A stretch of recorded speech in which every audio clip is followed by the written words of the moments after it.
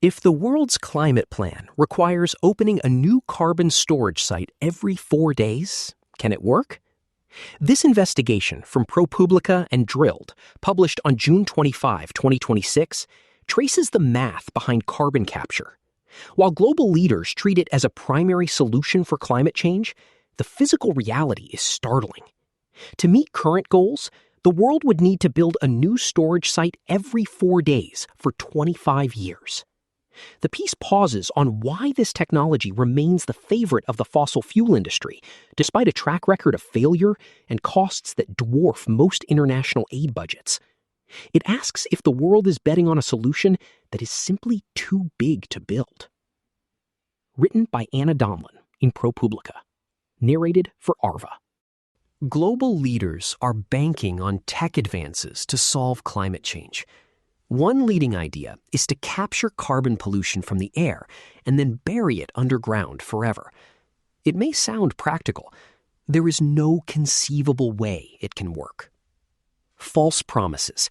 Why carbon capture and storage won't fix our climate crisis. Carbon captured. How the fossil fuel industry influenced climate research.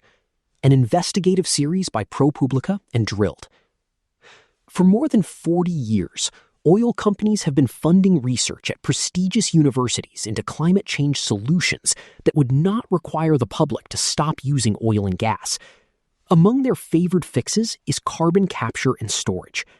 An investigation by ProPublica and Drilled has found that boosters of CCS have ignored evidence of the technology's limitations or overstated its potential and convinced the world it could be effective. They've promoted this idea despite the fact that for CCS to work at the scale now envisioned, the world would need to devote almost unimaginable resources. Even if that were done, it might still prove impossible to trap so much carbon dioxide inside the Earth. Optimism has reigned, however, because small tests have worked, and because slow global response to climate change has left few other options. Storage. In 2008, the International Energy Agency projected that to stave off dangerous levels of warming, we would have to be burying around 1.6 billion tons, or 1,600 megatons, of CO2 per year by 2025. Since then, its optimistic projections have continued, but deployment of the technology has never come close to those ambitions. Right now, globally, we're permanently burying less CO2 than a single large power plant can emit in a year. Some experts point to the CO2 that gets pumped into the ground to help extract oil as proof CCS works. But that process, called enhanced oil recovery, isn't designed to function the same way and isn't monitored as stringently. Global leaders are betting on carbon capture working now more than ever. The models used in the latest United Nations assessment presume the technology succeeds.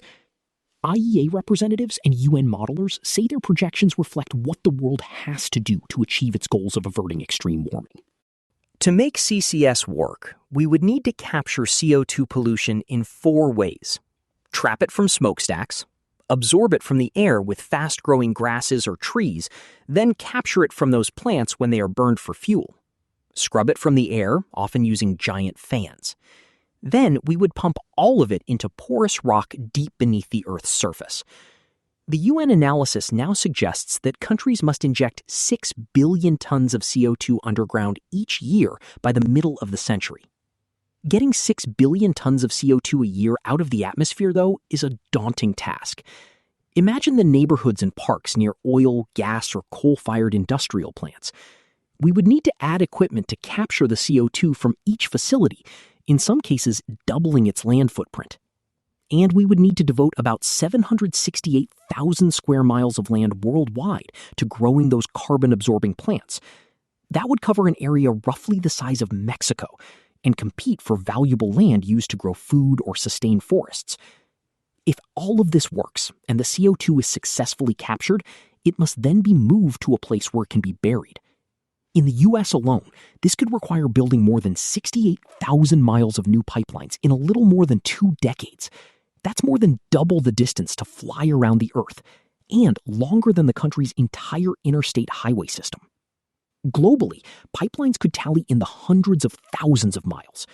To cross the oceans, we would need at least 85 specially built tankers to move the high-pressured gas. As of April, there were only 3 ships in the world equipped to do that.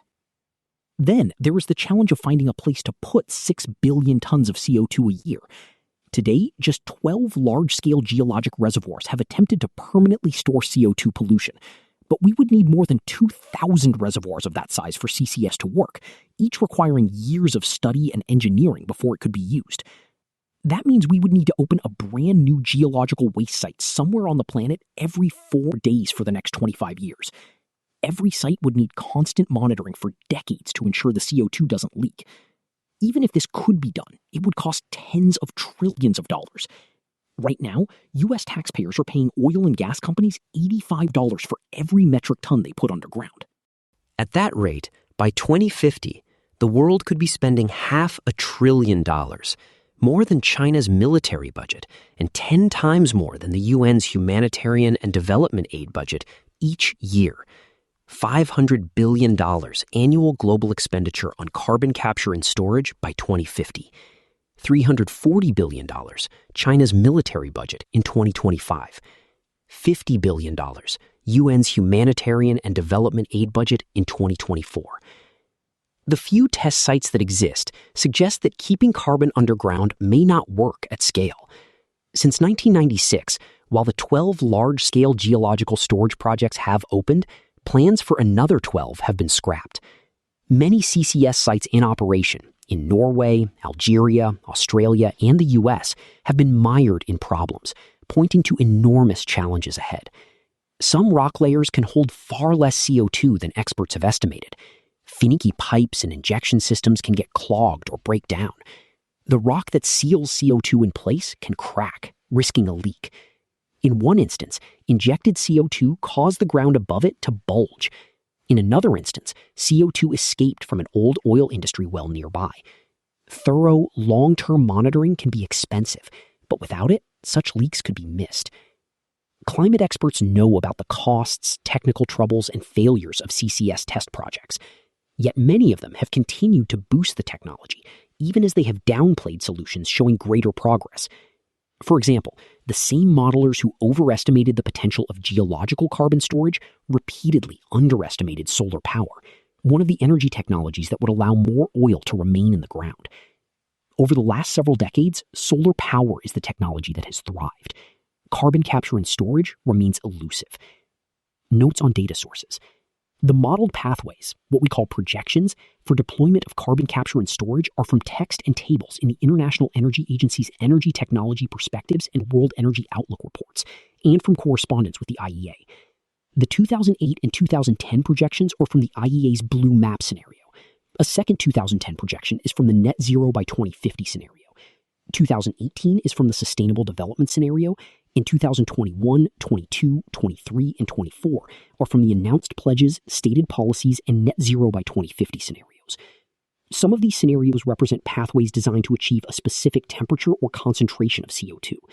Other scenarios represent what is possible based on current policies or pledges. Pathways from years where underlying data was not provided in the IEA's report were excluded. In response to emailed questions, a spokesperson for the IEA said, "The IEA's long-term modeling and scenarios are not designed to predict future deployment of technologies.